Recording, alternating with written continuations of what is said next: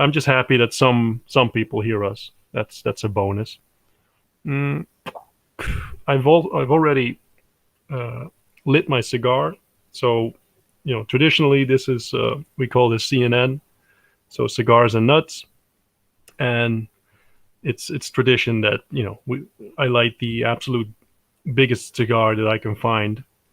Uh, it's pretty big. I think it's about you know 22 centimeters. So what is that? 7 inches or something?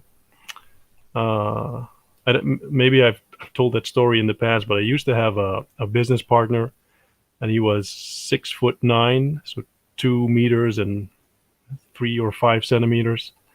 And I remember we went to for a conference. We went to Las Vegas, a work conference, and and the guy is huge, and people kept asking him like, "How tall are you?" And his English wasn't very good, and he had a lot of fun saying to basically everyone that he was 25 centimeters tall, and he wasn't talking about his body length. Well, a part of his body. He had a lot of fun saying that to people, especially like Americans, because they have the feet and the inches, so they're even more confused. And when they get it, that it's a funny moment when you see their eyes light up when they get it, that he's not talking about his physical height. Uh, let's see. All right, got a couple. Well, first of all, maybe the most important thing. Um, our mutual friend Death Nut was very disappointed that he wasn't getting like fan mail and fangirls and people throwing underwear at him. So here's your chance, man. Just blow them away.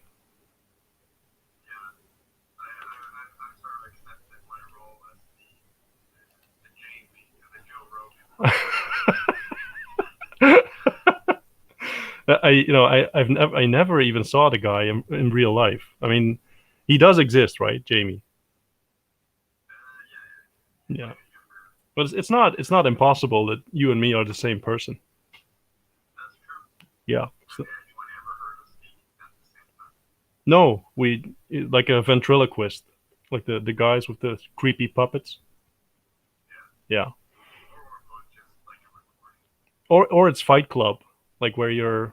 That was a good movie, by the way. Fight Club. I love that movie. I saw it recently again, and it's awesome every time I see it. And it has Meatloaf with the enormous like man tits. That was also pretty good. Mm, you do remember Meatloaf, do you? Oh my God, you don't remember?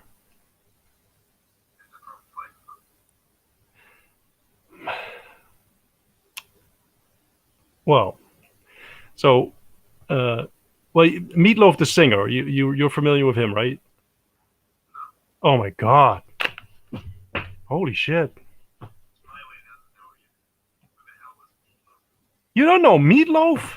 Holy, this is incredible. I mean, I mean, I'm genuinely confused now. I'm not sure if you're fucking with me, but like Meatloaf is one of the great singers of our generation. Like he has Paradise by the Dashboard Light and Bat Out of Hell and a lot of. But if you don't know him, why am I even saying this? So please, for the record, I am extremely disappointed. Um, and this is why you don't have a fan club. If you don't even know Meatloaf, I mean,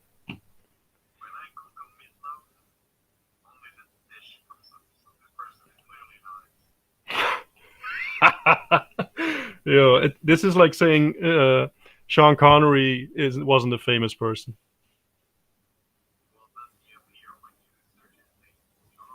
Yeah, if you, I'm pretty sure if you. Well, let me do that right now.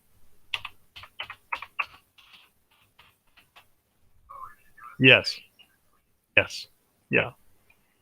This is truly incredible. So um, so that was a great start. In your defense, I saw someone say we should make certain squirrels, and there was a Naruto squirrel and two other Japanese names. I have no idea like what that is. The whole anime thing.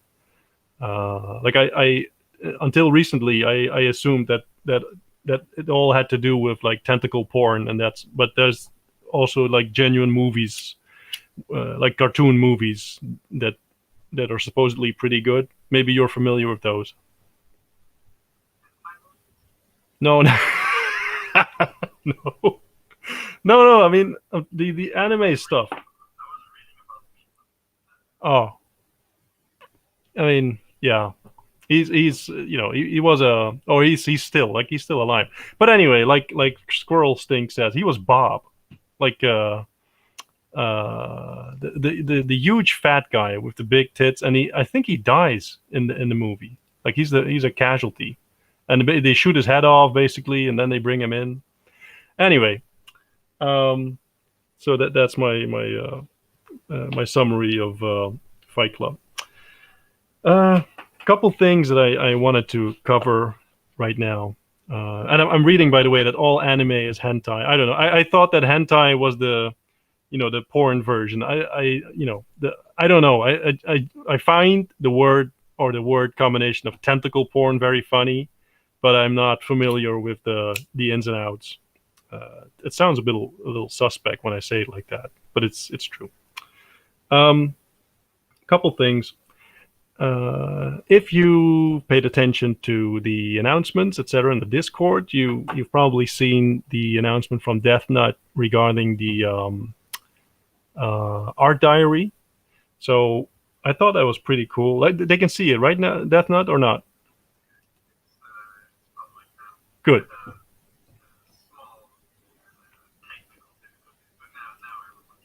cool.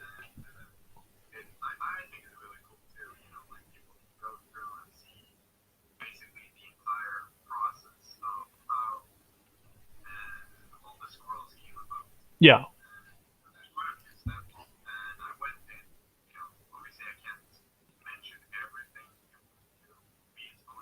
yeah,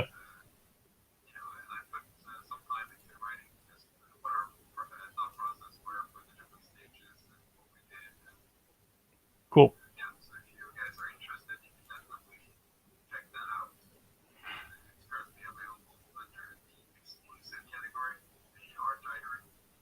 Awesome.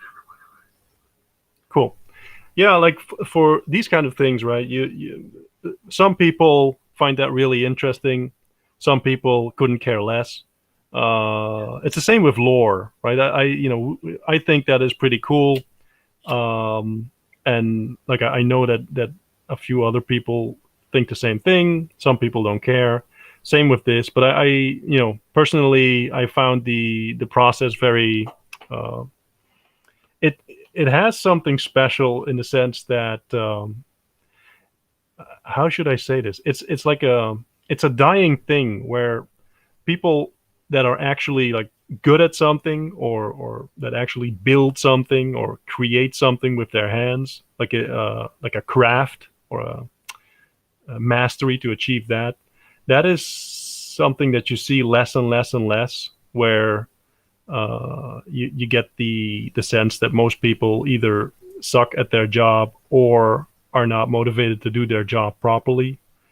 And I'm a sucker for this type of stuff where you can see the end product being created, coming together, and see all the details and how they fit together. I think that's yeah, I like that. For me, it's the same as looking at a master carpenter or singer or martial artist, doesn't matter. Someone that is just really good and makes something really beautiful and special, like Meatloaf singing, right? Uh,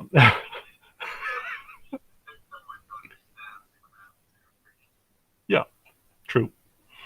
Um, so we some people asked for the team section. I think I saw that mentioned today, but also yesterday, to add like a team box to the website, and we did that. So we've asked the designer and like the devs behind the website to include that, and we wrote the copy, and it's with them, so they have to implement it.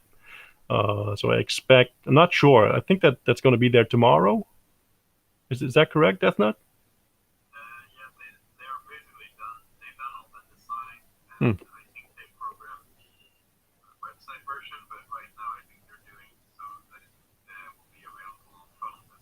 Oh, okay, good, good. Right, so that's coming up, and someone said, also said like maybe add it to the Discord, and I think that could be good. Like we can do that, where so we have the copy anyway. And I promised to write an introduction in the introduce yourself section today, so I still have that on my list. So I will be doing that, to give you some background of who I am. Did you write something in there already? Oh, yeah, trying to get fans, but I'll I'll stuff it full of meatloaf references and those kind of things. Uh, and Monty Python, and a lot of other stuff. Um, so the art evolution thing was cool.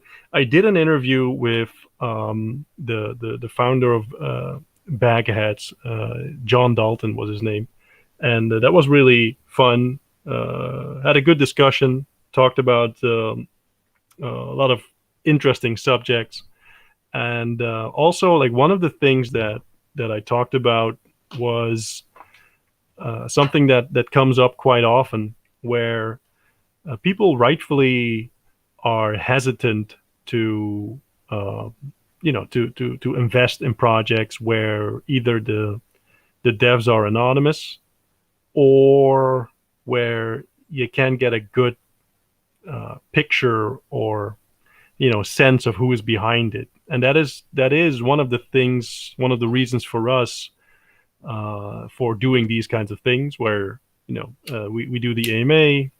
um, I think that's part of it. Part of it is also because I genuinely I'm having fun doing this, so I really like it. But it also gives you sort of a 3D image of what is behind this, and that leads into the YouTube thing. So maybe some of you saw that. I know some of you saw that because I saw the likes and the responses there. But we started the YouTube channel, and I went through the whole minting process behind the screens. So the dev gave me the dev link to try the minting process, and good thing is it works. I actually recorded a video. I have to do some small rudimentary editing, but then we can put that up. But the YouTube channel is, on the one hand, oh, and by the way, the video that we posted today was from Domos, and he did an awesome job there with the editing. Like I'm just want to make sure I give credit where credit is due, because for me, like I have the whole Adobe suite, and I'm like a very amateur guy in Photoshop, very amateur guy in Adobe Premiere. But if I try, like if I start, I'm I have like this OCD, obsessive compulsive, like addiction to keep doing it until I think it is perfect, and then like 1.5 days go by, and then I finally have a video. So I was very happy when he offered to edit the video that I made. And that's also why if I record something, I usually take my time and try to pick my words very carefully, and try to leave out the uhs and the filler words, because saves me on editing. But we'll be uploading that soon.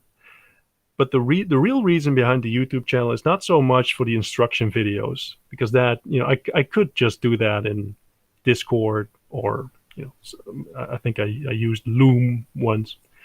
But the reason I did the YouTube video, and Death Nut has reached out to a few like podcast channels and presenters today as well, is this is a sort of a longer term thing for us. So leading up to the launch, we'll be putting videos on there for sure.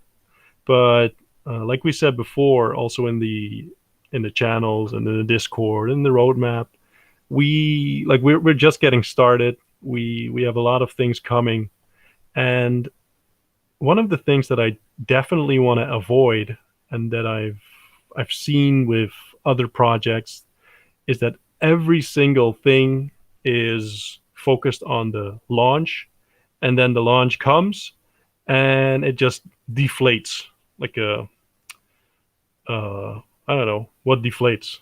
Well, a balloon, but that's not a good analogy. Anyway, um, and what we want to do is the really the launch should turn into forward momentum, so that you get like a snowball effect.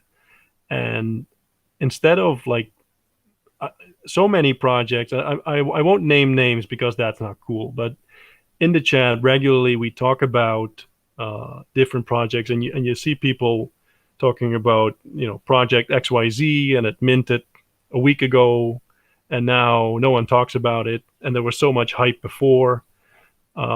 We that is something that we would prefer to avoid. I'd rather have like something that keeps on going, and the YouTube channel is more or less for that reason. Because like, let me I think I can I never told you this story, by the way, also Death Nut, but it's a nice story. Once upon a time, for the people listening, I've been in business for a long time. Like I think I've been a business owner since 2006. And once upon a time, I was in a situation where I needed to talk to like CEOs of banks, like people where you can't just call up and say, "Hey, I'm coming over," put the coffee on, and let's talk. These people have like schedules, and do real grown up stuff, and needed to talk to these people.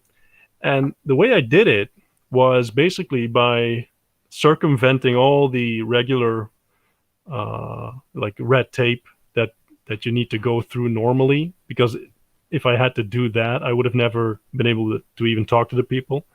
But I started writing a book, and the book was about the feel that I was in at that moment. And it basically, the book gave them a chance to look good.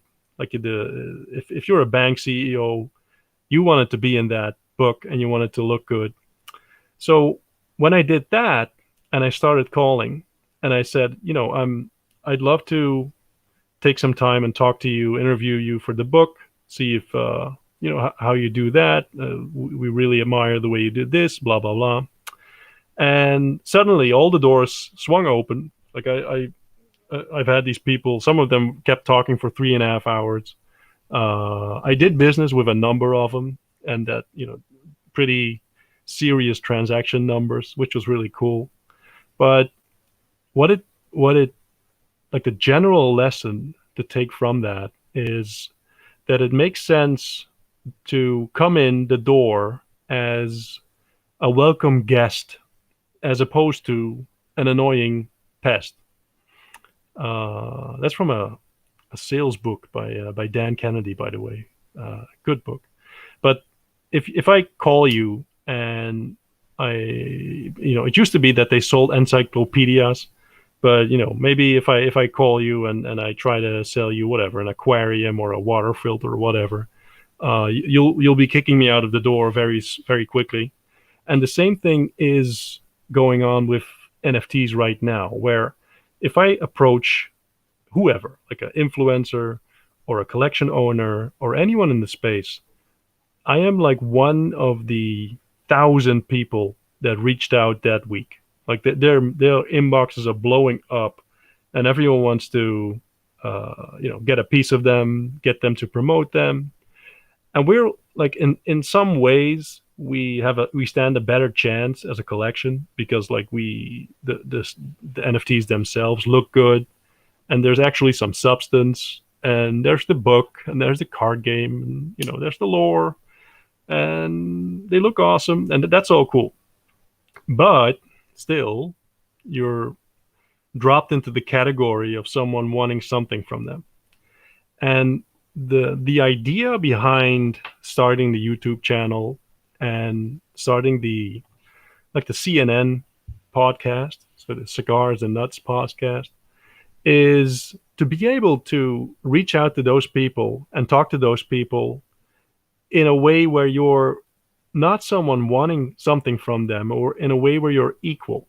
So I reach out to you as a fellow content creator, fellow podcast owner, fellow YouTube channel owner, and we can do a collab. And like my collection, naturally, like the collection will come into play. Like it makes sense that somewhere along the line, one of either I bring it up or my interview partner says something about it or asks me about it. But it's a secondary subject, and that is the idea behind this. So I'm not doing the YouTube channel to get like the couple of views or extra people in there, and then when we launch we abandon it. I think that would be retarded. uh makes much more sense to do it as a longer term strategy and get more value out of it that way, so that we can grow it as a brand and have one thing piggyback off the other, like a host parasite relationship. Mm, wait, my I talk so much, my cigar went out. One sec.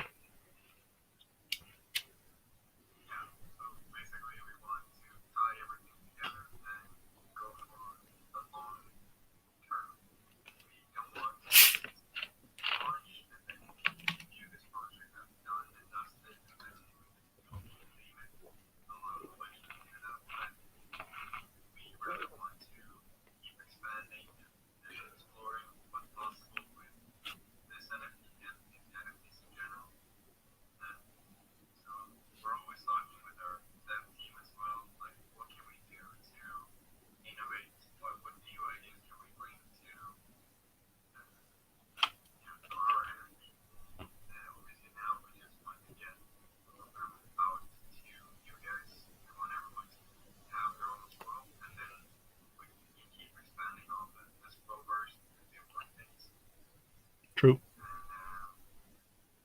Yeah, completely agree. Um, a while ago, probably someone in the comments will will know what I'm talking about. But a while ago, there was this vampire NFT project. It was something like, I don't know, bored vampires, or something with vampires. Someone in here must know what I'm talking about. And they had like a pretty famous cartoon guy make it. Was it like I think it was the Bored Ape guy, but I'm not sure. Sneaky Vampire Syndicate. Thank you very much. Yeah. So you had that project, and what happened was that, mainly because it's made or backed by people in the space, it it couldn't fail. I mean, I think I saw like tens of thousands of people flocking into that Discord like the first day that it was announced, and it makes sense, right? Because it's people come know that it's going to be successful, and then more people come, and it's like a self-fulfilling prophecy. And the way that works is either you do that by by coincidence or by happenstance or by being in the right place at the right time, which is all good. But uh, it's hard to to influence that or to make sure that you get lucky. Like the more reliable, sensible way to do it is to make the moves necessary to become someone in the space where the for example, if you start or ran one successful collection, you'll be able to sell out the next one. And that for us, that was the reason why we definitely wanted to keep working on the Squirrelverse stuff, because that's for us that makes most sense, because you can roll your previous audience into the next audience, and then we are planning to do follow-up drops, and then all of you will be on board and will profit from the follow-up drops, and it'll be easier with every next iteration of what you do. But the podcast slash YouTube channel is made for the same reason, where you put yourself in a position where people know who you are and know what you do, and they equate you to someone that knows what he or she is doing, which is really important, because in the end, like, a lot of crypto is still run by people with cartoon animal profile pictures and ridiculous names like Zombie Nut or Death Nut or whatever. But if you actually hear, I talked about that with John Dalton, where if you hear someone talking, it usually takes you not more than a few minutes before you know, like, does this guy know exactly, like, even approximately what he's doing, or, like, doesn't he? And you pick it up pretty quick. Must be some evolutionary thing where we can basically smell it off someone. And so if you know that you actually have a sense of what you're doing and that you're somewhat competent, it makes sense to build upon every following step that you take. So that's what we're doing. And in that regard, we shared some of the pictures, or like the mock-ups from the game, like the card game, and I got really excited about that, because, like, I'm a big like board game, card game guy. I really like that stuff, and we have some card games that we play in my home with the whole family, which we all love. So the idea of a card game was pretty exciting to me, and the concept itself lends itself perfectly to it. And I said the last time we talked about the book and the idea of adding, like, backstories to certain NFTs, where you can mint a squirrel, and even if you mint one that's not super special now, it's possible that in the future, or in the near future, it gets utility or background, or it gets something special. And I'm very um I admire the collections, like the bored apes and the punks, like the collections that we all know. Like, I by the way, I haven't followed along, but I don't know. I assume the sneaky vampires are doing well, but I don't know, so I might be wrong. And I assume the crypto dads are doing well, but again, I might be wrong, and maybe everything has collapsed. I don't know, but I admire that. But what I find, what's the right word? What I have trouble understanding is why it all goes in the same direction. Where I said that the last time, like, a lot of collections say, yeah, we'll add merch, and then it's click click, and then there's merchandise, and then your picture is on a T-shirt. But that's like click click. I mean, that's 10 seconds of work, and you're done. And like, when you've launched, assuming that that we agree that the real work starts then, right? So we launch, we sell out, because, like, sometimes that question pops up in the chat, and like, there are only 6,000 people in here, and like other chats have like 15,000. Um, that's because we actually like we prune it regularly, where we kick out the bots and the inactives. So that's one, and two. Feel free uh, to compare the chat activity from any, basically almost any 15, 20, 25,000 Discord with our activity, and I think you'll be amazed that that we're either on the same level or higher slash better engagement and activity. So I would definitely not focus too much on the low number, because I think you'll be amazed when we start like the minting and the selling. You'll be pretty amazed at the numbers. And also, don't forget, there are only 2,500 of these zombies, so we're not selling out like 10,000, or like the apes, the 20,000 or something. We're very, very uh, a smaller number. Not only that, like a part of it will also be airdropped to the convicted squirrel holders. So in reality, we're selling closer to 2,000 than we are to 2,500. Um, but I was making a point. Yeah, that was the point I was making. Like, I always give these uber long answers, and then I lose my own track. But what I find weird is if you assume that like the real work starts when you sell out. So now you made this collection, and I can tell you, like, I've Death Nut is the guy that was very hands-on involved in the artwork. So I've been doing more the marketing side of things, and the writing side, but he was very hands-on with the art, and it's a shitload of work. Like, it's a lot of things, and it's a lot of things that you have to think of. But when that that is all behind you, and now you've sold out, and then you have this brand, and you have these people that are behind you, right? Because we'll launch, and of course you'll have the people that are determined to buy and then sell it within 2 seconds after that, and that's all fine. If that makes you happy, go ahead. That's all good. Uh, but uh, after a day or so, you now have the holders, and you have the brand, and you have money. Like, you sold out. So, and for us, we are going to be putting like 1/4 of minting volume into the community wallet, but like the rest of the money, part of that goes to, like I said, the community wallet. Part of it goes to rewards for the convicted squirrels.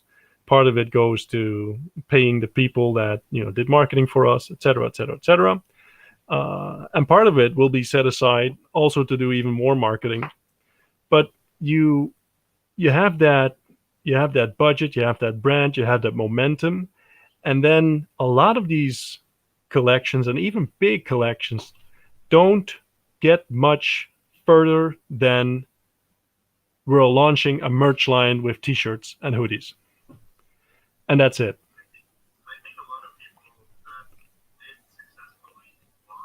Hmm.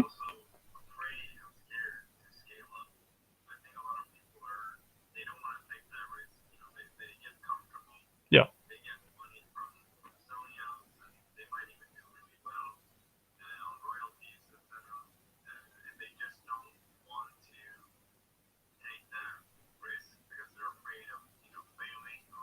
Yeah. No, I get it.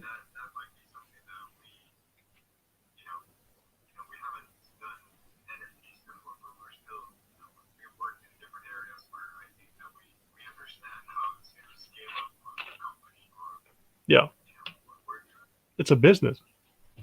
Like, I mean, uh in a certain way, every business is extremely similar, right? It doesn't matter if you sell cars, or garden tools, or you're a contractor. It's a business.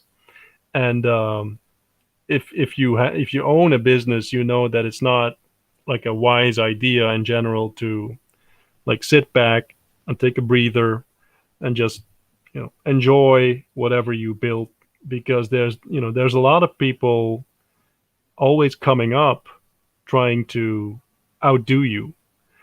And that's the reason that's more or less the reason also why it surprised me to see so relatively little continued push, even from collections that that did amazingly well, that that we all know have a huge marketing budget, and then it's still like you got the merch and maybe you got the meetup, and well, and that's about the level of innovation.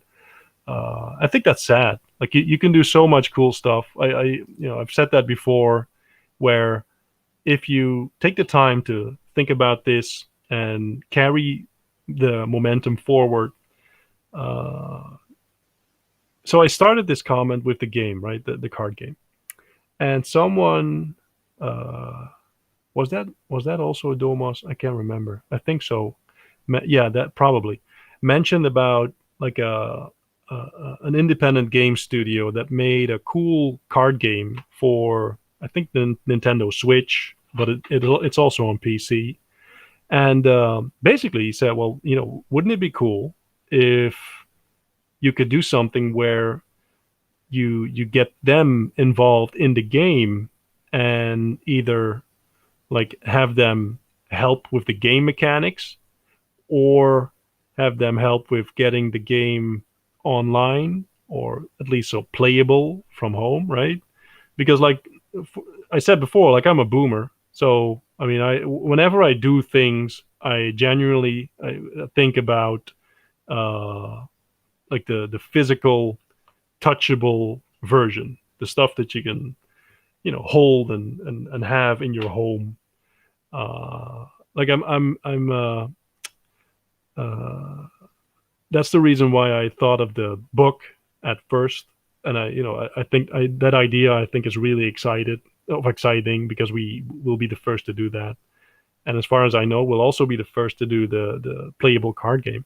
But it makes sense to make like a gaming component where you can do it online, and like what is that game called on IMx Death Nut, with the card game, that Hearthstone kind of game?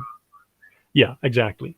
Like that is very complex, right? I mean, I know my limits. That is not something you put together in a weekend. A lot of balance issues come into play there. I used to, this is like, how long is that ago? More than 20 years ago. I used to play Magic the Gathering, and which is like I was sort of a geek when I grew up. And I used to play that game, and I still have some Magic cards, like not the really valuable ones, unfortunately, but I still have I still have some Magic cards, and that also led like to my love of games. But it also shows you that that is not really easy. Like if you go for an entry level game and you want to design something, and you're not like, this isn't your life, this because my you don't start, it will be like me starting to build my own house now without any carpenter experience, bricklaying experience, nothing. Like I can basically do nothing with my hands in terms of building, and so it makes more sense to start simple. But something like this, like you can't tell me that a big NFT brand, name any of them, the really famous ones, those guys can easily go to whatever game studio and say, "Hey, man, this is us. We want to make something cool. Here's either a certain amount of money. Here's our new NFTs. Here's publicity, whatever, and let's do this." But the weird thing is that hasn't happened, because we know by now. Like a while ago, the uh, the the whole hype, and like now it's the metaverse, right? Everyone is making a metaverse or doing the metaverse or whatever. Put a take a any random sentence and put metaverse in it, and it's all good. But just a short while ago, it was games. Like everyone was making a game, and we already designed a game, and this is going to launch a game. And you see precious little games now in the real world, because like either it was all bullshit from the start, which probably for a lot of cash grabs, that was the fact, or people discovered that making a game isn't that easy. So for me, that was the reason of thinking like a card game, because I know like the mechanics involved, and I know with the type of game that I have in mind, like the rules to give you a sense of where we are. Like the rules, I've put them together already. I have a playable game already because I had a great like template, and I had been playing with the idea for a while. So I just have to play test it, and then I have to like design every single card naturally. And what the cool thing is, uh, we'll be using exclusively uh, pictures on the cards that are the actual NFTs that you'll be able to mint. So like before, uh, like there's a chance your squirrel ends up in gets a background story or a name, but there's also a good chance that your squirrel ends up in the game itself and has a card named after him. Like, and every card is going to be different. Where I was working on the Lich King card today, and like it's going to have like a quote on there, like "You failed me for the last time." And then when you draw the Lich King and you draw it for the first time, that's like a warning. And if you draw it and then it goes back in the deck. But if you draw it the second time, you die. And I think the text was something like, "You failed the Lich King for the last time, and you will burn in hell for eternity, and you also lose the game." And we're going to be making those kinds of little quotes and stories for every card in the game. And there's a good chance that your squirrel will be in there too. But imagine just for a moment that the power available if you hit up the whatever independent studio, whatever game maker, right? And you give them access to the NFT space, because I can guarantee you a lot of these people are making games and they either have never heard of NFTs, or they would never be exposed to NFTs, or they would never in their lifetime meet someone that can help them get into NFTs. But you can be their access point to it. And the only thing that they have to do is take what they already know, implement the squirrels into that framework, and either make like I won't say a knockoff version, but make like a squirrel card game version of whatever game they've done in the past, and launch that. You can do incredible stuff with that. Like, I mean, uh, for me, it's pretty clear, and I hope uh, I'm explaining it the right way. But the potential.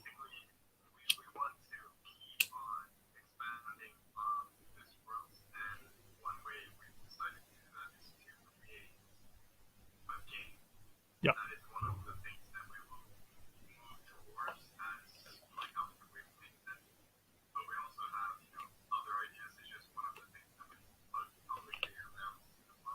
yeah, yeah, true. Um, so that was one thing that I wanted to address. I'm not sure. I don't think I've put that on Twitter yet, but let me do that after we're done here. Put like the mock up on Twitter, because it's really awesome looking. Like I love that. Um, One thing that I almost forgot: if you won like a contest or a giveaway, the Kaizen tagged me or sent me a DM with the Excel sheet of the people that I have to send prizes to, and I will get that done. Like I had to give out like the Discord Nitro subscriptions, but the idiotic thing for that Discord does is that it only lets me buy two, and then I have to wait 15 minutes, and then I have to buy two more. It's really annoying. So I'm doing that, piece by yeah, it's incredible. Like they hate money. Yeah, yeah, really, I know. But and I also have a few people that I need to send ETH to, and I will get that done. Like probably tomorrow, at the latest, the day after. But I will get it done before mint, so no worries. I'll get that done. I have a pretty stacked list, but it's just weird that they don't allow you to buy like 15 or 25 gifts at a time. Like, no, you got to do it one by one. Retarded.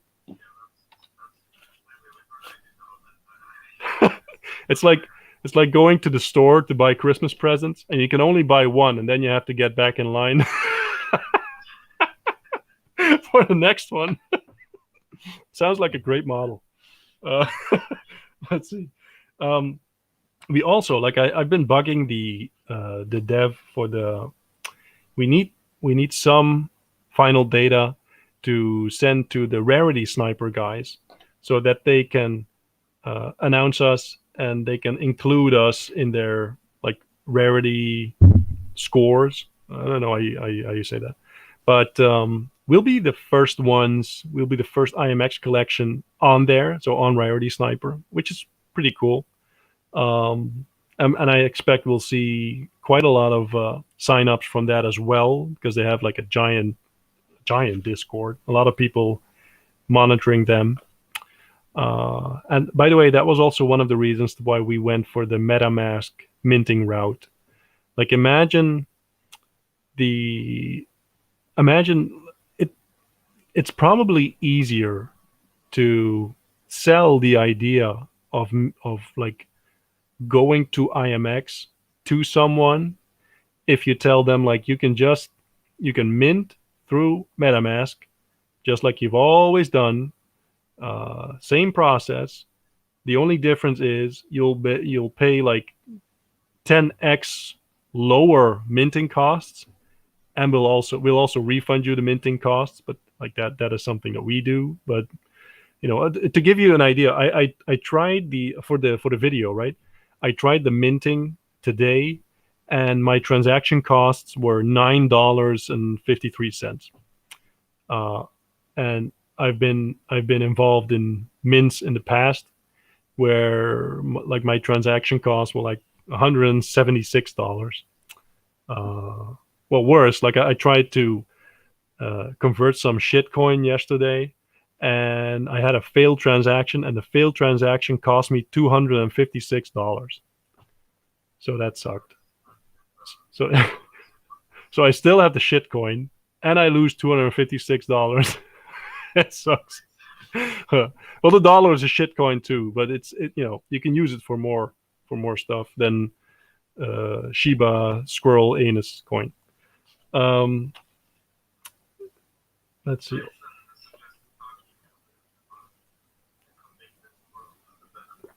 Oh yeah, yeah. I saw some people ask, and actually, like that's a good point because who was that? I saw some. There was some influencer Twitter guy that supported us when we did convicted squirrels, and now I think today or yesterday, he basically said, well, I think they should give more attention to their previous collection, blah, blah, blah. And I asked him if he kept up with the plans. Like, I know he didn't, but I wanted to be, polite. Because the whole reason that we're having this conversation and that we're talking about this, and essentially the whole reason for the zombie squirrels for their existence is the convicted squirrels. Not only from a like a lore perspective, but like I mean, it feels so long ago, but this is like what is this? 5 weeks ago, Death Nut, that we had that shit launch. Yeah. So I'll give you the really short summary if you haven't heard this story before. So we our first drop was the convicted squirrels, and they were like they're squirrels and they get convicted for certain crimes. You have like 12 or 13 crimes, and all sort like rug pulling and fraud and misgendering, and some of them didn't make the list. I think you tried to put on war crimes, right, Death Nut, and that didn't make the list. Yeah, yeah. So anyway, so and what we did, this was a 10K drop, right? And we put a mechanism in place where we said on OpenSea you have that. By the way, I see Kaizen. You suggested a crime, and I can't confirm nor deny that this was talked about. But we did. So we had something in place where on OpenSea you have the secondary sales. There's a commission on it from. So I think that's like 2.5% or something. And we basically said we'll give back, I think, 1.15 or something percent. I don't know, like 1/3 of the commission. We'll give that back to squirrel holders, and every month we draw we draw a random crime from the list of the 12 or 13, and whoever holds squirrels with that crime gets like the whole all the proceeds from the secondary sales commissions from that month. So what you'd get, like when it was a 10K collection, that meant that these proceeds would be divided up by a little under 1,000, because like if to make it easy, like if you had 10 crimes and you had 10,000 squirrels, like makes sense that about 1,000 of each squirrel had like each crime, right? But what ended up happening was that we hired a marketing team, and they were confident that they would sell out. And launch day came, and like my worst case scenario was not worse enough.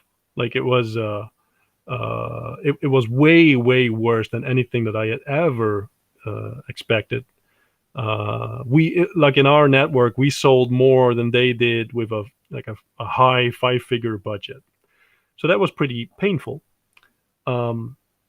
Be that as it may, in the end, we sold 1,202 convicted squirrels. And if we have 12 crimes, that means about 100 squirrels will have each crime. Like they're not exactly divided up that way. Like some have, we have a little more of some crime, a little less of some other crimes. You can see that on OpenSea. But again, to make it easy, and what we ended up doing was we had that shit launch, and then we had to talk with the marketing team, and we were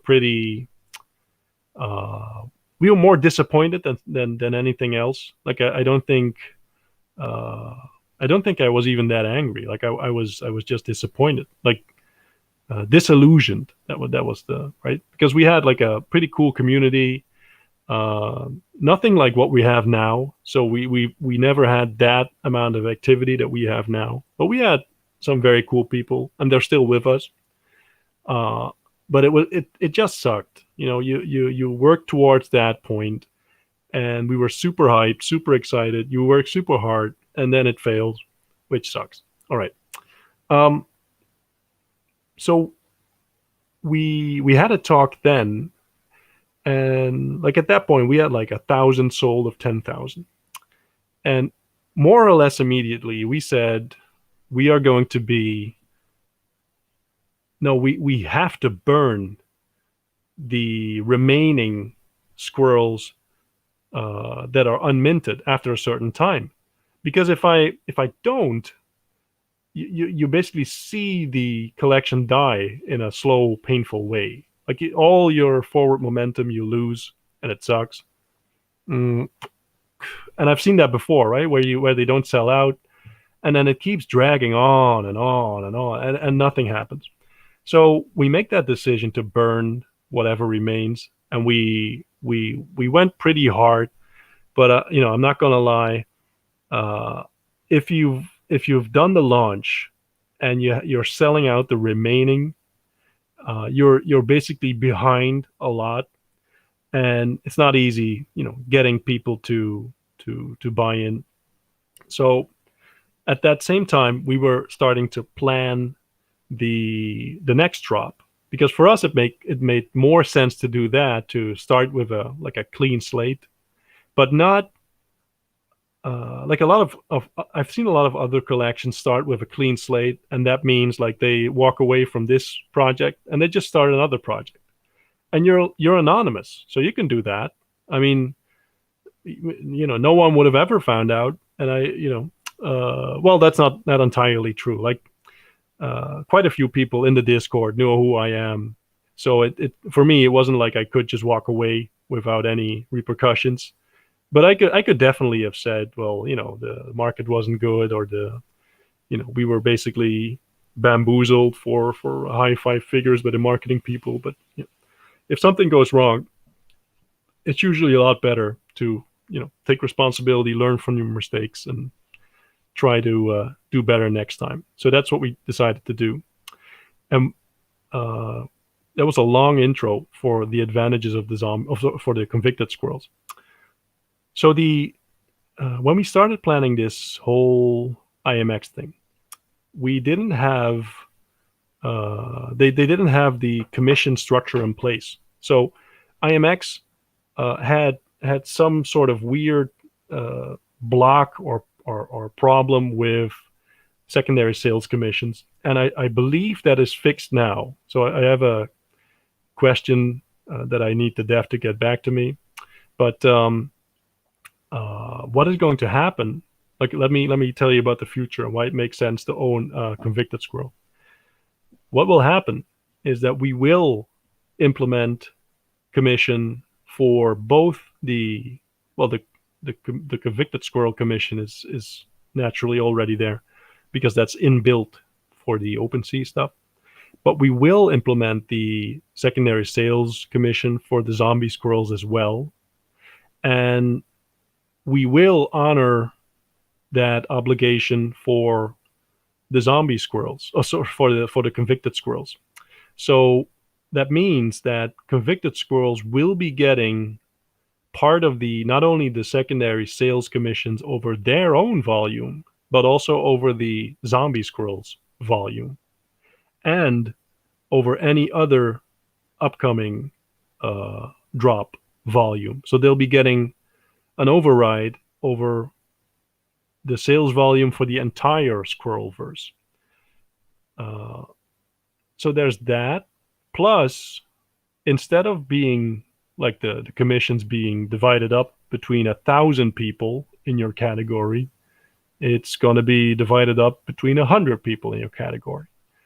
And I suck at math, but 100 is a smaller number than 1,000, which means that more money per wallet will be flowing to the people holding squirrels with a certain crime.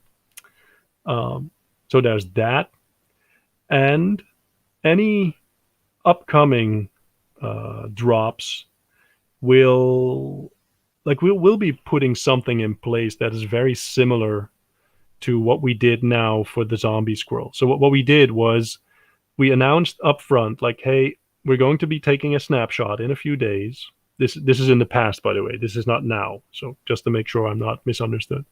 So before we did the big burn around the 17th of October, we said, we'll be taking a snapshot after the burn, and you'll be getting something cool for every 3 convicted squirrels that you're holding.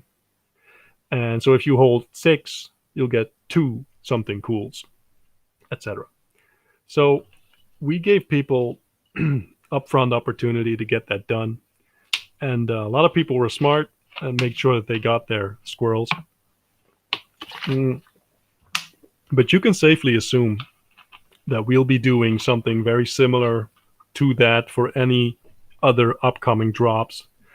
Um, so that's going to be like probably an advantageous, uh, how do you say that? Like an advantageous number for the convicted squirrels versus the zombie squirrels. So just as an example, we'll say like for every 3 convicted squirrels you hold, or every 5 zombie squirrels you hold, you'll get X for the upcoming drop, something like that. Where for us, it's just like we want to make sure that the utility and the reasons for holding the OG squirrels are like as good as possible, while at the same time making sure that people will want to own like drop 2 and drop 3, etc.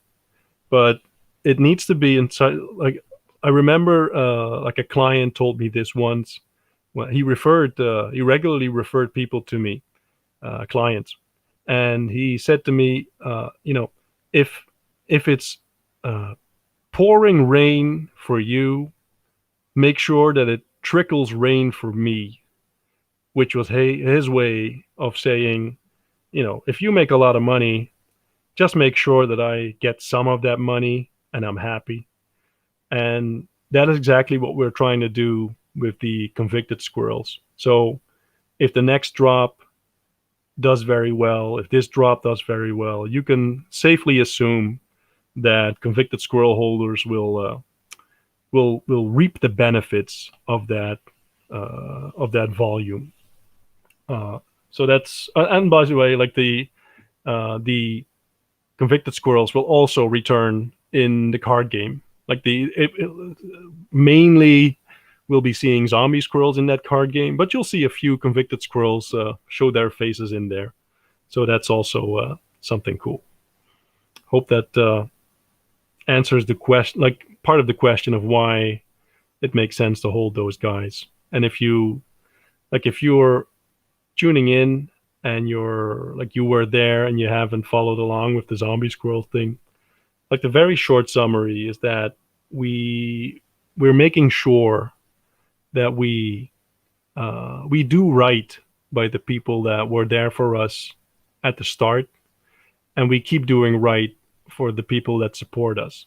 So that's for us. That's the most important thing, because in the end, I think that gets you more. How do you say that? Not only more profits in the long term, but also just a happier, more pleasant existence. So, and that's in the end, like money is nice, but a happy existence is might even be better. Like I'm not sure if Scrooge would. You do know Scrooge, right? The Death Nut, Ebenezer Scrooge from the Christmas Carol.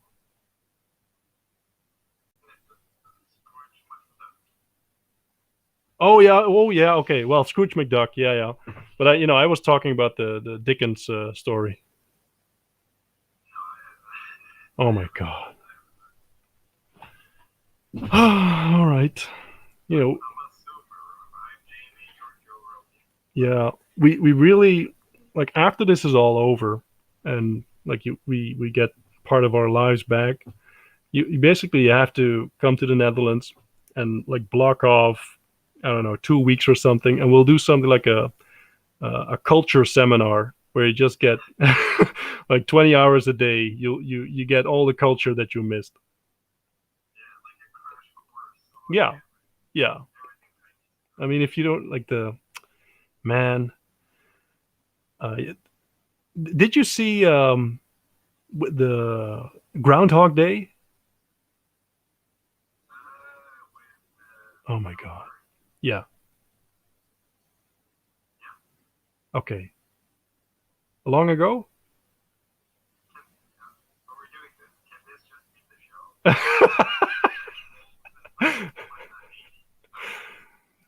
That is an awesome movie. That is an awesome movie. Like I think they calculated that he lived like 2,000 years because like for all the yeah, exactly, it's Groundhog Day again. That's an awesome movie about someone realizing the point that I just made, where money is cool, but a pleasurable existence is more important. But the Groundhog Day story is actually the Christmas Carol story told in a different form. Yeah, like the, I mean, I said I was on the chat yesterday, and then I was talking about the like the phantom centuries, where a couple dudes basically decided probably somewhere in the year 700 that now it's the year 1000 because like that was cool for the emperor then, that he could say like he became emperor in the year 1000. And I try to sprinkle that in to like to make sure that you when you're at a party you can tell them interesting stuff.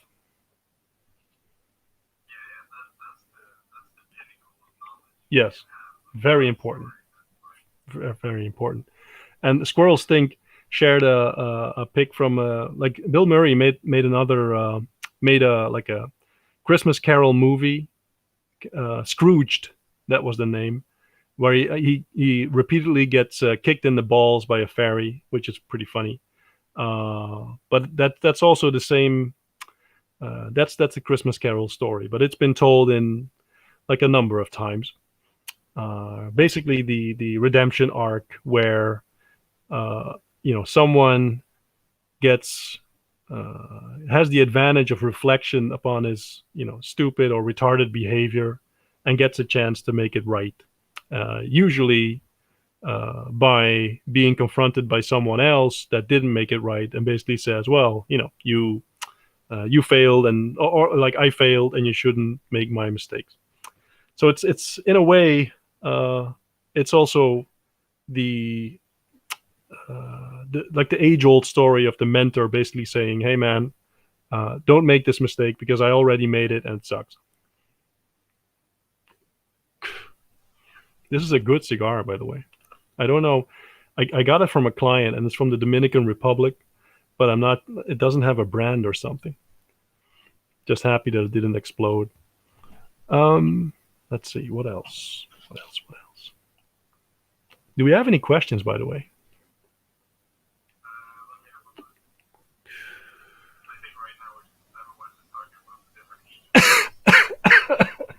Yes.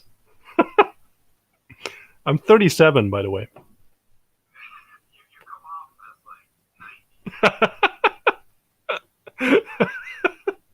Well, I lived like in dog years. I'm I come across as very old.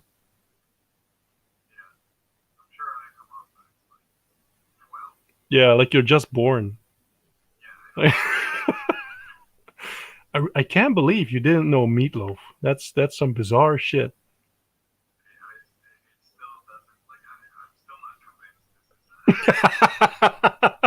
It's a psyop. Like we're all messing with you. I mean, the guy, it was such an iconic figure. Even like he was super fat, and I think he was always totally coked up. And then he ran across the stage and amazing singer and awesome entertainer. Uh, but I'm just amazed that you don't know him. But it's a good thing because now you get to rediscover him, which is cool. But that's just rude. I mean, the guy, his whole life's work. I try to shill it to you, and then you just throw it away.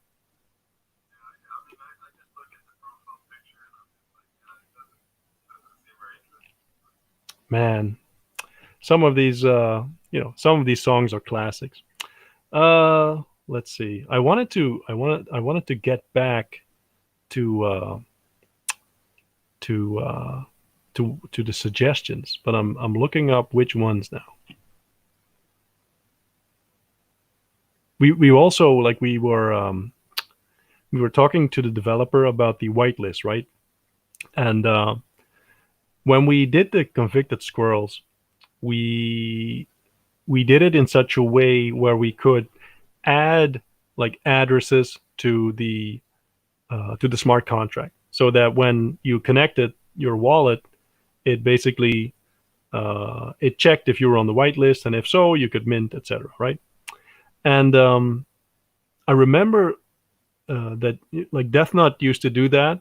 You used to add like the addresses to it, and I remember you waiting for like gas prices of like 50 or 35 gwei, and then if it was like 70 or 80, you'd wait for a little bit before you would add it.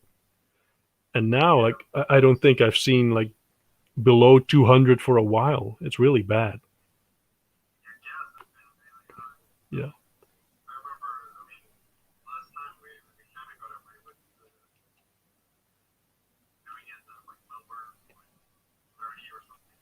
Yeah. And ETH was like 50% or something, right? Or at least what ETH was around 3,000 then. So it's even more expensive for that reason now. Mm.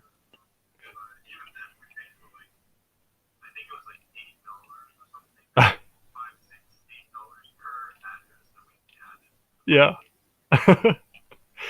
Oh yeah, I forgot. Um, I have uh, I believe that either tomorrow or Friday a video will drop from a decent sized YouTuber, and I know for sure that another video is dropping on Friday, and I'm finishing up negotiations again for either tomorrow or Friday, because I'm trying to do as much as possible between like now and like Saturday, because we official launch is Saturday but pre-sale is Friday. Um, and some of these guys they have like a longer lead up time, because I think I said this in the Discord, where we got added to the IMx roster, like on the marketplace where you could see us. And as soon as that happened, there was like a noticeable difference in responses that we got from like people in the industry, because now it's real. It's more real than it was before, right? And so some of these guys, they have uh, like a lead in time of, I don't know, 1 week, 2 weeks, and that's fine. Like we're also closing on that, because like I said before, we're going to be uh, like the work really starts when you sell out, and then your job is to carry the momentum forward.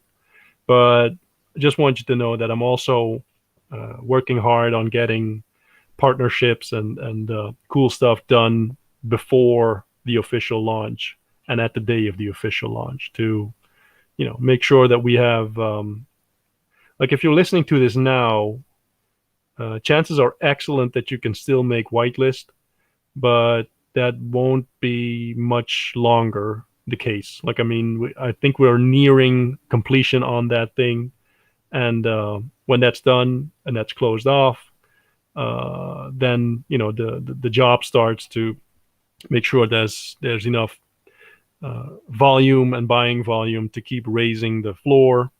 Uh, Not only that, but also make sure that people know about the utility and all the upcoming stuff that we have. So that, and then the floor will take care of itself. In the meantime, I'm still looking for that thing that I wanted to comment on. Oh yeah, wait.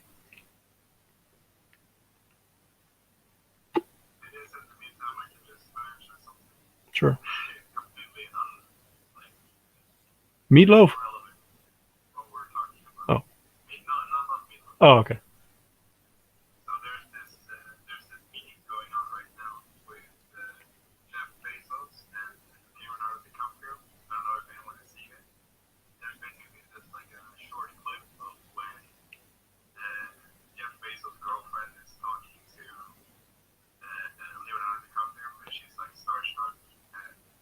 Is this his new girlfriend or the old one? Oh,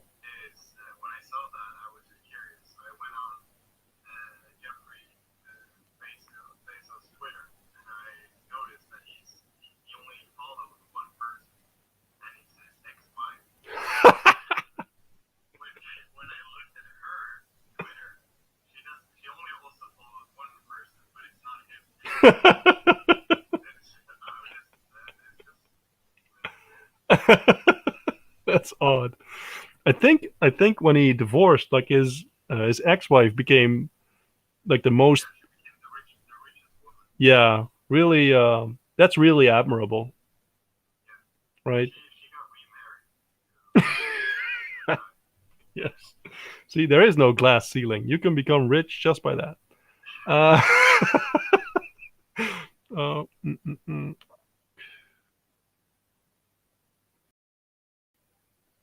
Yeah, that was it.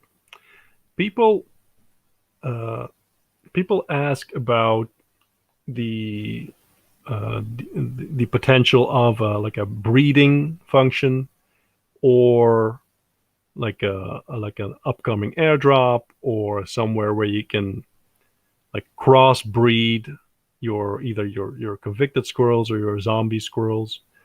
And like the very short answer to that is that I haven't explored that idea in detail yet. The only thing that I've mentioned in here is that I think it would be cool if you had something where you could burn either your convicted squirrel or your zombie squirrel and get something back, but like at the expense of your previous NFT. So I wouldn't.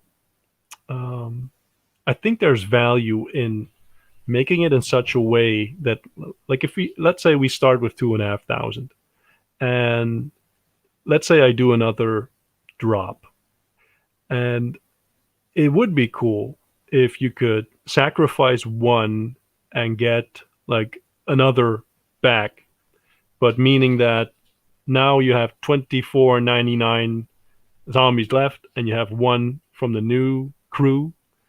I like that idea. I might be wrong. Like that's one of the reasons, by the way, why we did the community wallet thing, right? Because I might very well be wrong. And maybe like the idea doesn't make sense to people, and in that case, it makes sense to just vote it out. And it won't hurt my feelings. This it doesn't have to be a safe space, but I like that idea because it has like a deflationary mechanic built into it. But I haven't thought about the idea of breeding or airdropping. Uh, like maybe I'll change my mind. Maybe I mean you can weigh in as well, Death Nut. But the idea of saying, I think the grandmas have that, right? Where you if you hold a grandma in 2 weeks or maybe 1 week, I don't know, you'll get airdropped a bad grandpa. And uh, I don't know. I mean, it doesn't speak to me as much as like the other idea that I just mentioned. Mainly because I'm afraid that you'll be flooding the market with a whole batch of like new NFTs and creating a like massive supply of something uh, that like the demand isn't there for it. But that's what I say. I might be totally wrong.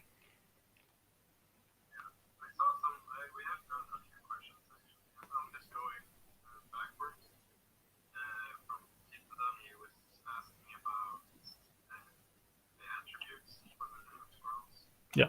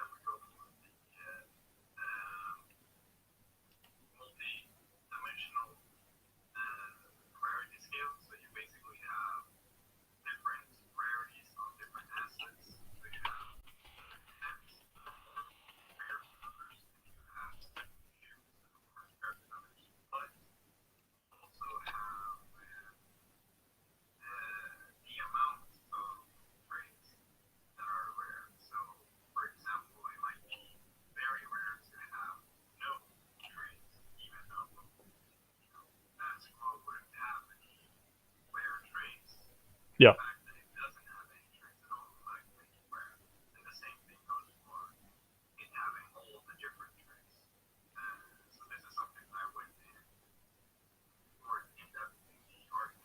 Yeah.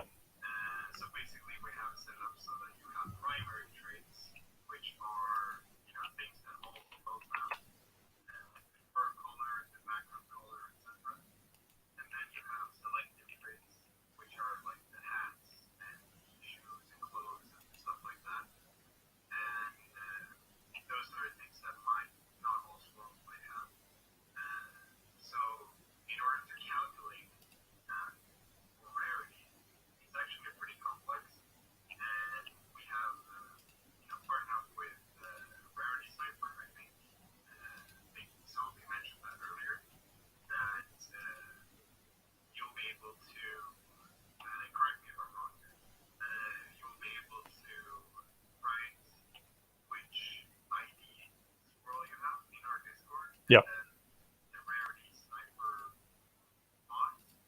True. Yeah. That's right. It'll make like a ranking. I think we have some people that have like a voice question. So Taco Steve. Yeah. Hey man.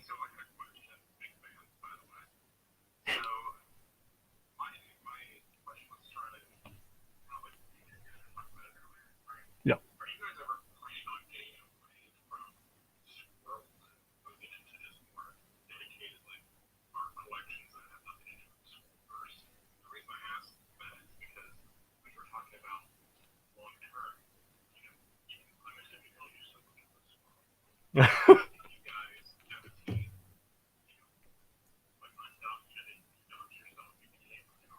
Yeah.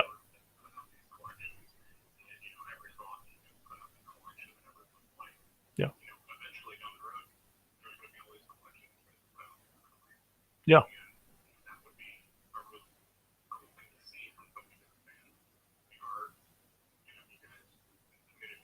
Yeah.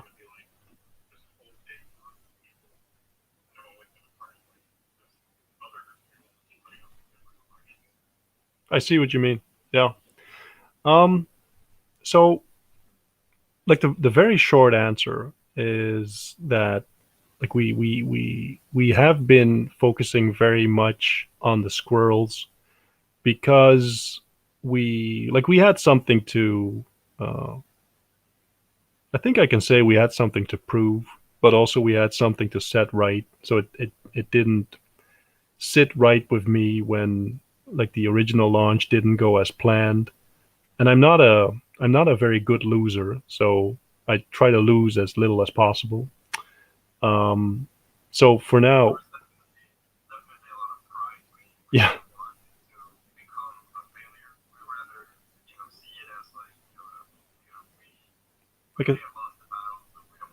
like a stepping stone, right? Yeah,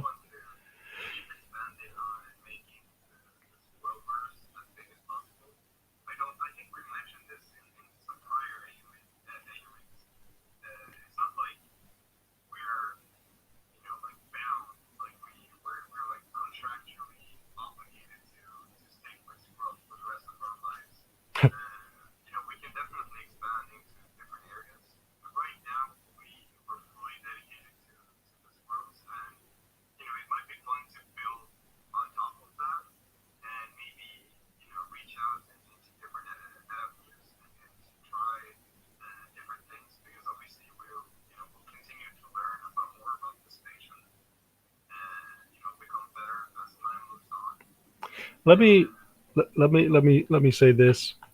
Um, if you compare it to video games, right? Um, like for example, Super Mario. I think he's a plumber. Never seen him working much, but I think so. Uh, and I think the creators said what like would say at the beginning like I don't know man, that there's only so much you can do with an Italian plumber. And it turns out that you can do like a whole lot with him. But one of the things that also very much attracts me is the idea of creating like a world where we're doing that sort of with the lore, right? Where we uh, do cameos from other collections and basically say, uh, give like a callback to either the Astro Bros or some other upcoming stuff.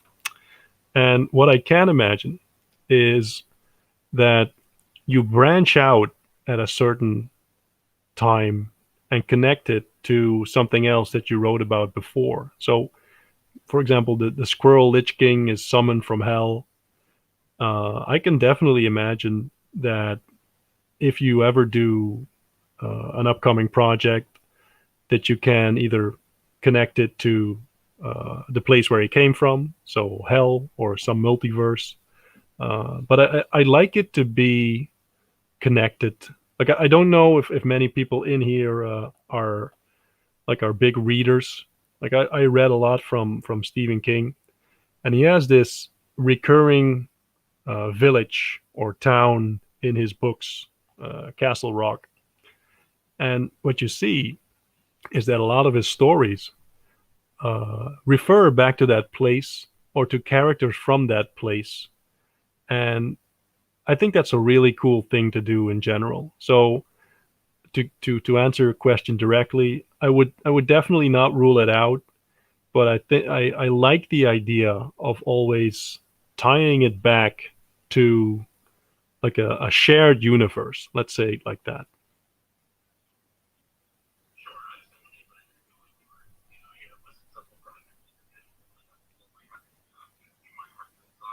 Yeah, definitely. Like what you saw, like the difference between the convicted squirrels and the zombie squirrels. That's like night and day. So it's definitely we're not afraid to mix it up. Um, what you wouldn't see me do is like mix it up and go from this to like modern art or something. Like that is not my thing, and I don't think I would be good at that. And I also don't think it would make much sense. But definitely open to switching it up. And I what I can tell you is that the like the upcoming plans, so the things that we're toying around with, will also be very very different from both convicted squirrels and the zombie squirrels. So it'll get harder with every upcoming drop, but we are any upcoming stuff is going to be like another upgrade from our previous stuff. Thanks, man. Thanks for asking. Yeah. Let's see. Sure.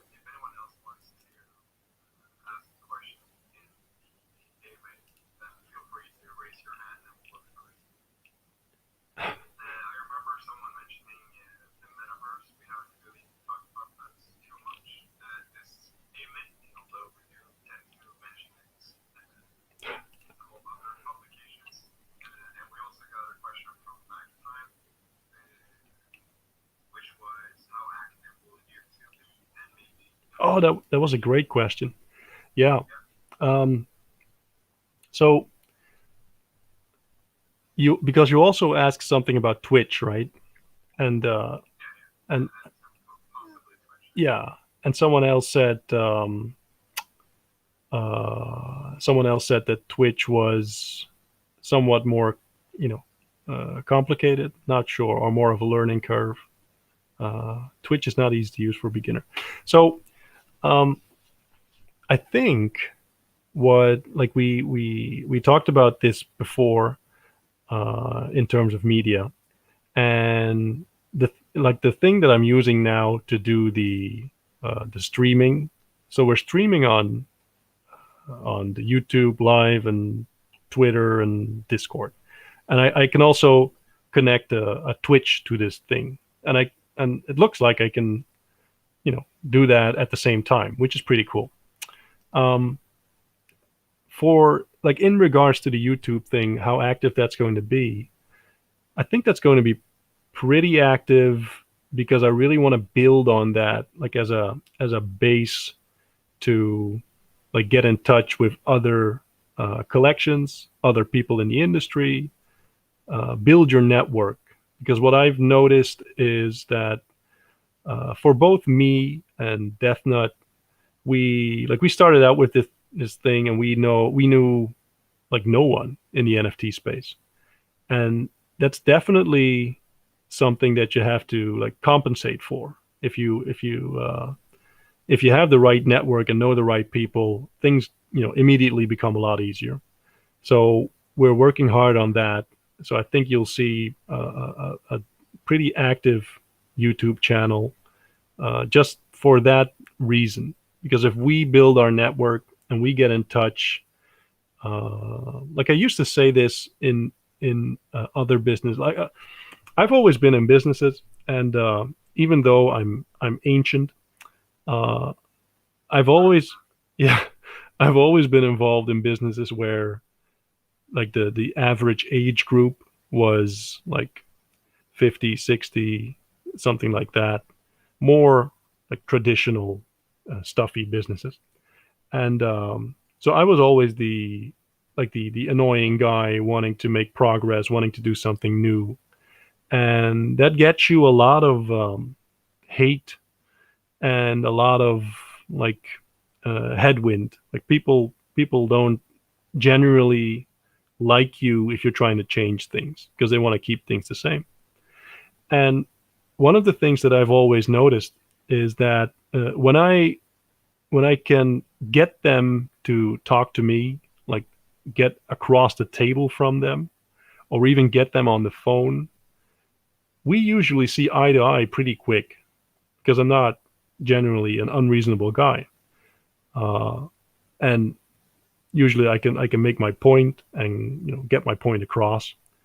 And I think it's exactly the same with this medium where you like we're going to do this and we're going to sell out and we're going to have a successful collection, and then we are going to use that as a springboard to get in touch with other collections, other industry figures, build our network from there, and then just um, make sure that like the word blue chip is overused.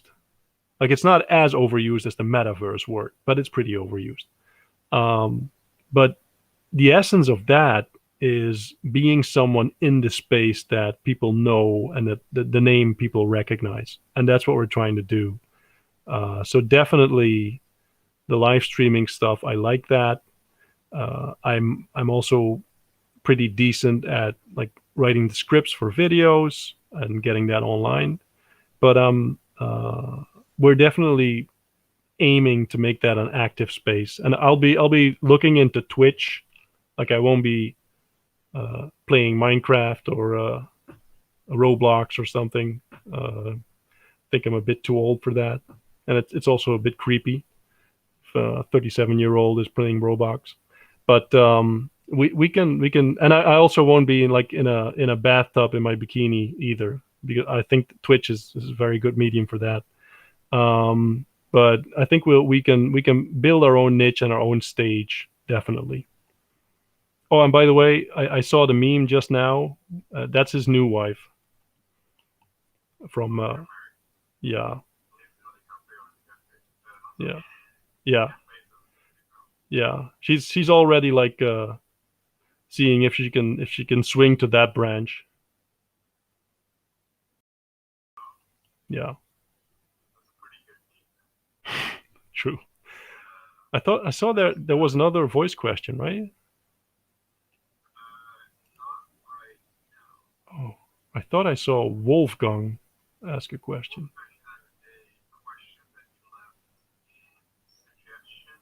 Oh,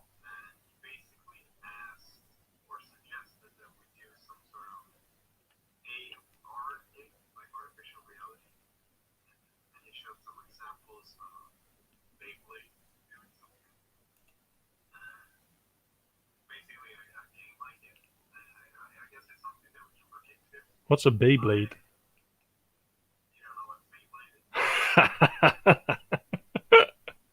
No, I don't. I genuinely don't.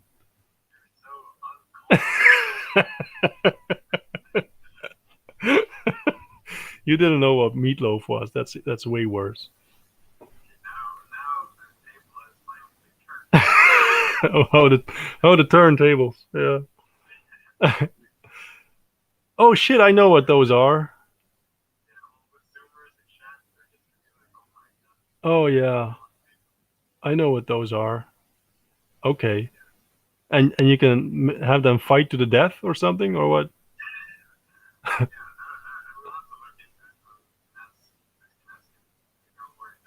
Yeah. Like I said this before in other AMAs where um, for us, let me touch quickly on the metaverse thing as well. Now that we're on the subject, um, everyone that is saying like we're building a metaverse or some variation of that, um, unless like you are, let's no, let me say this in a different way. There's a very famous book by Richard Koch, I think, and it's called the 80-20 principle, the Pareto principle. And he's a brilliant guy. And he wrote another one, and he's also a very successful investor. And he wrote the Star Principle, and he basically said that he only invests in companies that are like the I'm not sure the number one or number two in an industry that is growing by leaps and bounds. And he has a few criteria. So if I see people say like we're building a metaverse, uh, if you're not like the number one in the industry and you don't have a giant, massive, enormous budget and you don't have the experience to pull that off, I suggest you don't do that. Uh, it makes much more sense. Like just this is common sense to find some dude or some dudes or dudettes that already work in this space and already know what they're doing and already are capable and competent at making this metaverse thing that you're trying to do and teaming up with them. Makes absolutely no sense to start building something from the ground up and thinking that you're gonna be able to pull that off because the odds are very much against you. So the metaverse, like we said before, that we are preparing with having some 3D models and reaching out to people that are doing this. But I'm not going to tell you like we are going to build this whole thing uh, because yes, no, no.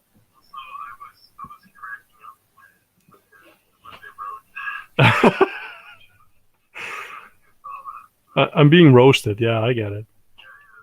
Yeah. Now my feelings are hurt. So I'm sorry for flexing the books, but I just wanted to get the point across that it really doesn't like it's like me uh you know building my own roads instead of using the roads that are already there. It's dumb. Yeah.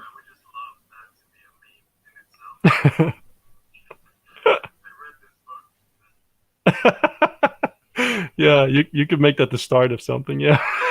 That's true. Apologies for the book. I'll next time I'll say I saw a movie once.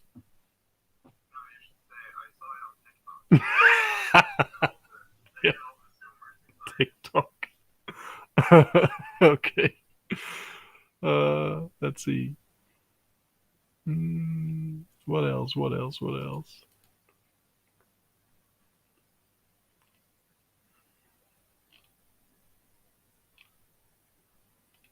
Mm, Andre Cavero had some pretty good ideas regarding like that. This was a couple days ago. Um, Also, right about the fighting thing between NFTs.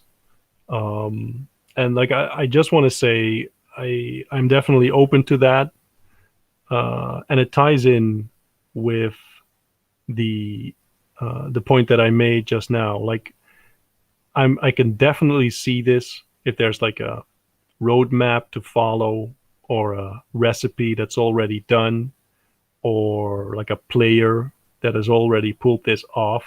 Like I'm 100% in for that.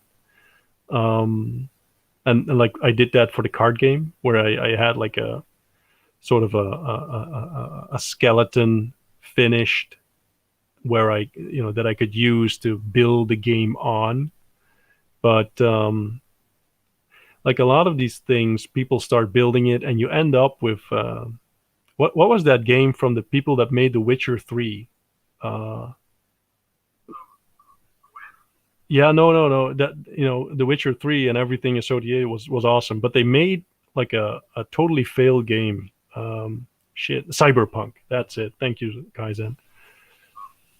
That thing was a complete shit show. Uh, well, when it no when it came out, like when it came out, like it was riddled with it didn't work. Yeah. So yes, that was a weird thing. So yeah, but for some reason they over I don't know they overplayed their hand or maybe they lost team member. I have no idea what happened there, but it was they had delay on delay on delay on delay, and people were waiting for it, and it had like enormous promises, and then it completely sucked. And like it was total crap. Uh, but you see that regularly happening with people that overplay their hand and like overpromise without having a clear roadmap. Like I mean, if it can happen to the people that made The Witcher 3, I mean, I I'm pretty sure it could happen to me. So I'll stay far away from that. That was the best game I ever played, by the way. Yes. Yeah. That was awesome. Well, no, I almost said that I read the books, but I won't say it.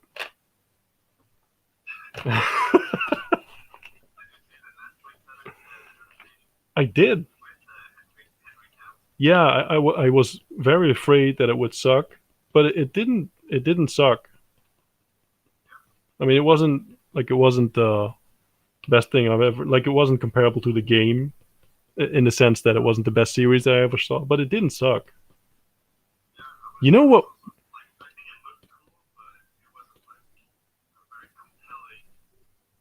True. I mean, also the time skipping or the flashbacks etc. was a little confusing, but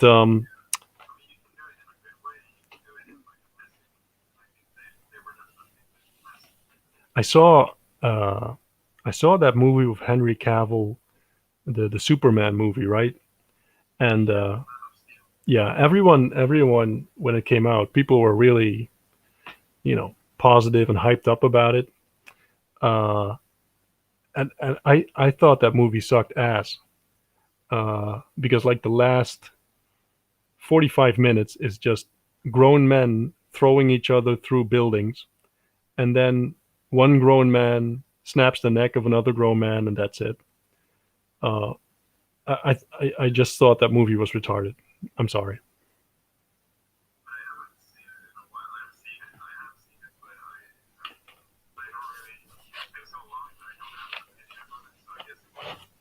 I had the same experience with Aquaman. That was just a bad movie, and people were telling me, "Oh, it's pretty good."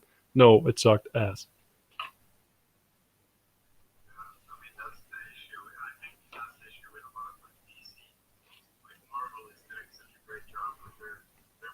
Well, they used to do a great job. They also suck now. I mean, yeah,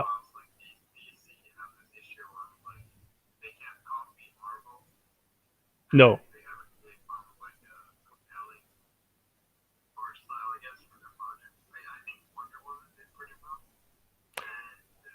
That was also a mediocre movie. Yeah, true.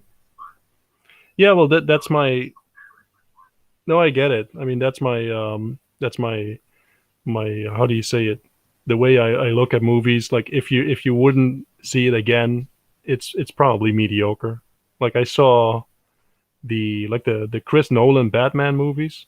I think I saw that second one like 4 times or 5 times, and I would gladly see it again. Like that's just an excellent movie. I like that.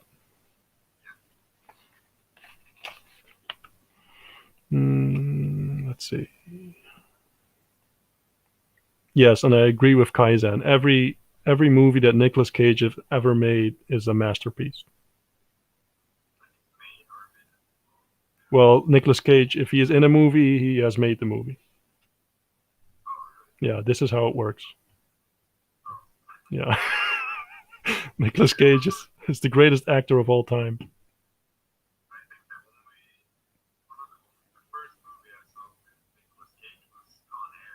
That was a cool movie. Yeah, I still do. With the long hair, I, I love that movie. And Face Off was also awesome, where they do the drugs and he goes all nuts. That's great. Let's see. Do I want to touch on any other stuff? Mm, So we went over shit. We went over a lot of things. Uh, we went over the YouTube channel. We went over the reason for the YouTube channel. We went over the fact that the team section will be added to the website and we'll be adding it to the Discord as well. We went over the art evolution channel. So the what was it? Art diary. Sorry. So take a look at that. That's awesome. We talked about the rarity sniper. I just while we were doing this, I saw that the dev sent us the stuff that we need. So I'll send that to rarity sniper, and with any luck, they'll pick that up and do it. Well, I think tomorrow or the day after. We'll see. Um, we went over the contest and the giveaways. So if you won something, like Kaizen is keeping score and telling me to get that finished. So no worries, I'll get it done. And we talked about the game. So the gamification in the sense of the card game itself, like so the playable physical card game, but also the plans of creating, uh, let's call it strategic alliances with people that can like multiply our efforts in the sense where we could be their gateway into the NFT world and they could be our gateway into the gamification game launch world. And I think you can do really awesome stuff there. And we like a lot of. I'm not sure why this is. Maybe because it's such a young, like a new field of like playing field for the NFTs. But in like if you run a regular business, uh, it's very like normal or very accepted to look into strategic alliances to get something done or like hire someone to get something done instead of doing it yourself. So you don't regularly see like a real estate agent say, yeah, I'm going to start my own for sale sign manufacturing company because I need for sale signs. Uh, Usually they just buy for sale signs. And I get that vibe when people are telling me, yeah, we're going to make a metaverse. I mean, dude, it doesn't make sense. Just, find someone that does this kind of thing and integrate there. So that's the way I look at it. But like we also talked about, I might be wrong, and that's why we are implementing that community wallet thing where we can talk about these things together. Because Usually, I think I'm right, but you know, probably more than half the time I'm not.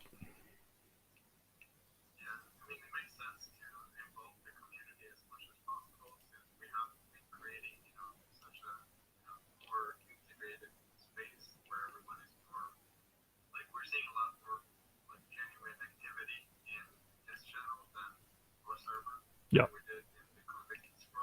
yeah.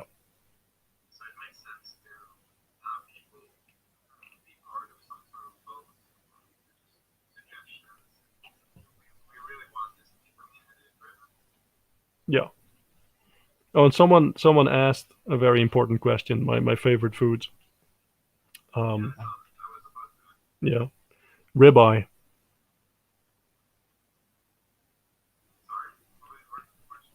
Ribeye. Yeah, just a ribeye steak. Um, I actually, you don't know this, Death Nut, but I worked for a little under a year. I worked in a Mexican restaurant as a like a apprentice cook. Uh, yeah, this was long ago, and I learned to cook there, and I got pretty good, by the way. So I can make a whole host of like Mexican dishes.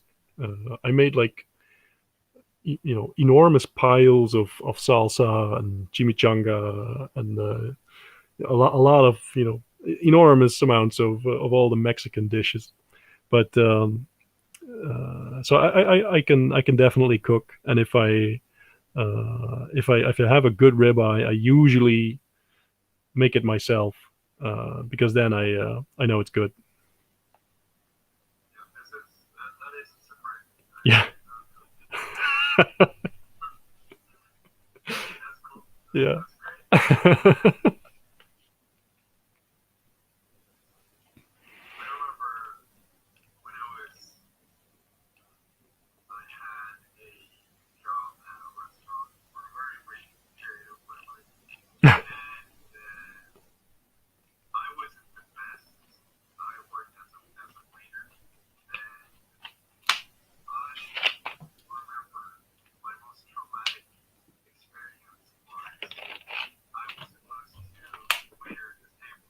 Mhm.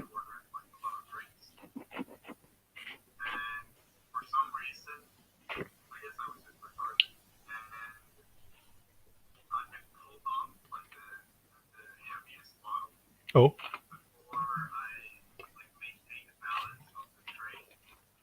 oh shit.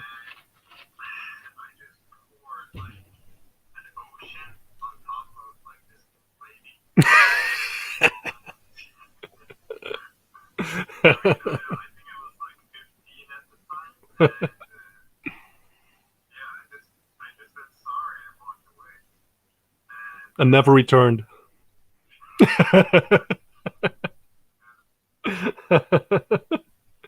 I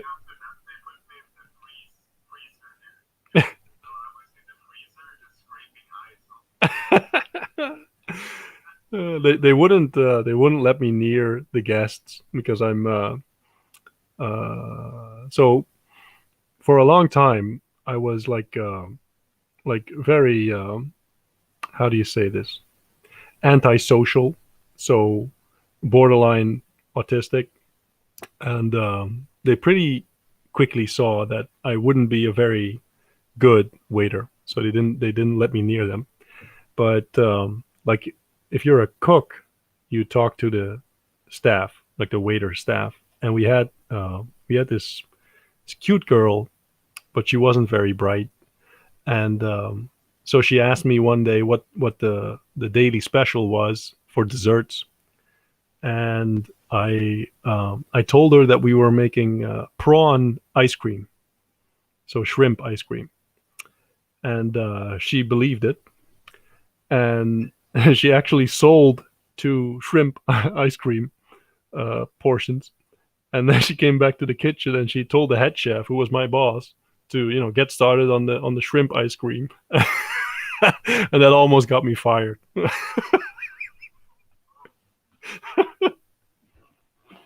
Yeah, good old days. No, I had fun though. Let's see. Um, let's see if we have one or two more questions, and then we'll wrap it up. Because being concise is not our strong suit.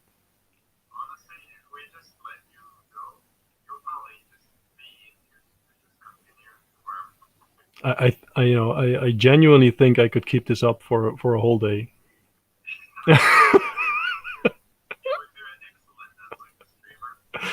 Oh yeah.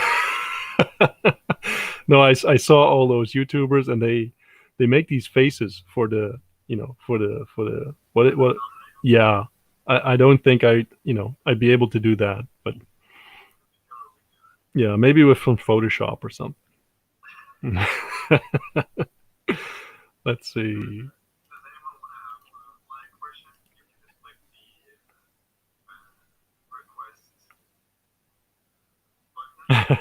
Kaizen says, "Do the AMA until all are minted."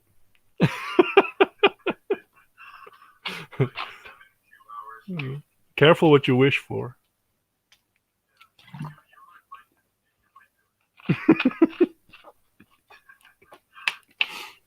Man, I can the fun thing of being old and ancient is that like you can do I can do stories all day long of all the weird retarded shit that I went through, but I have to keep something for the next AMA. Like maybe next time if someone remembers me, or remember make sure that I remember. I'll tell how I almost died in the Las Vegas desert, and how I drove $150,000 car into like a giant village of like homeless people to ask for directions. That was fun too. Yeah, and maybe the AMA after that, I'll tell the story about how I had to be a hostage negotiator when my colleague was being held hostage by a Yugoslavian guy with a machete. It's true. That's the weird thing.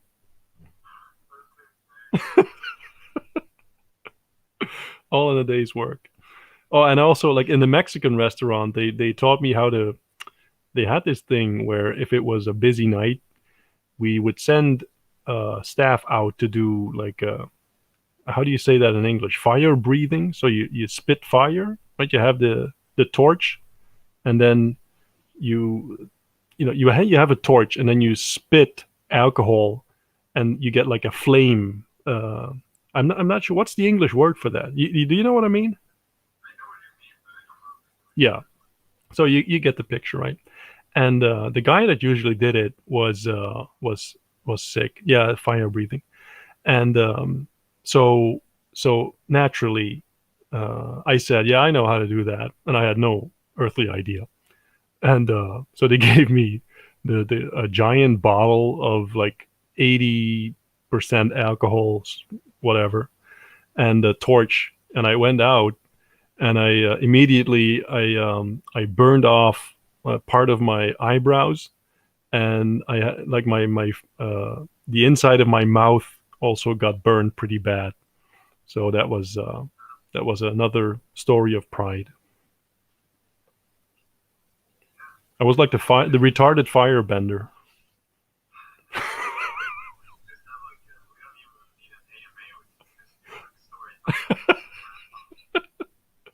Yeah, I got to make a list of these things. Like,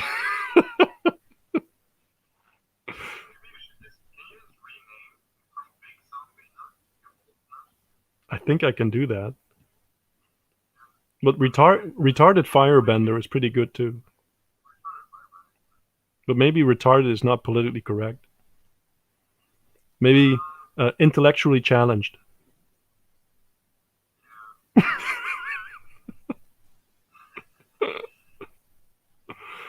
All right. Let's see. Let's do one or two more, and call it a day. I saw. I mean, Unique Ways just posted. what's the guy's name? Neil deGrasse Tyson. That I mean, I saw that guy in two or three interviews, and he comes across as such an asshole. Holy shit. Yeah, man. I mean, every interview, he basically talks down to people as if they're retarded. And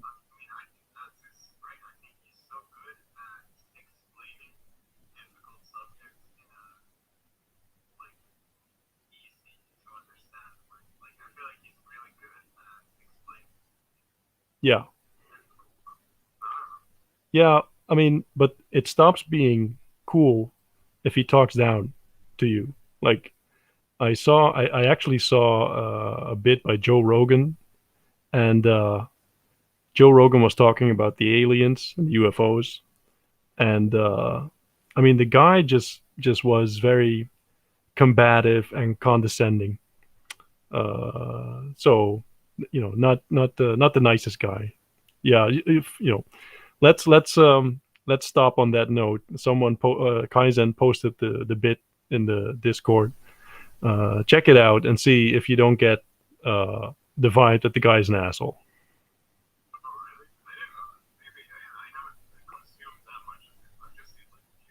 Yeah, well, consume that and let me know.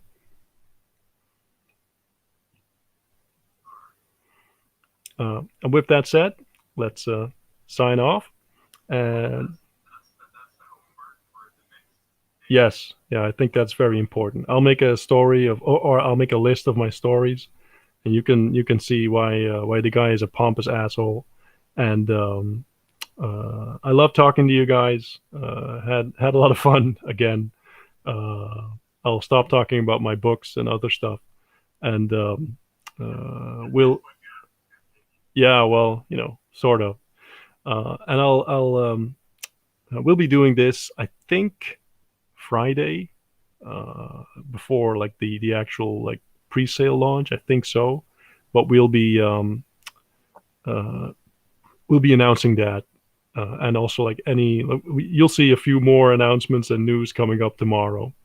But let's do this thing. I have a great feeling about this. I think it's very awesome that everyone's so fired up and active, and we're going to take this thing very far. All right. With that, have a nice evening, and talk to you soon.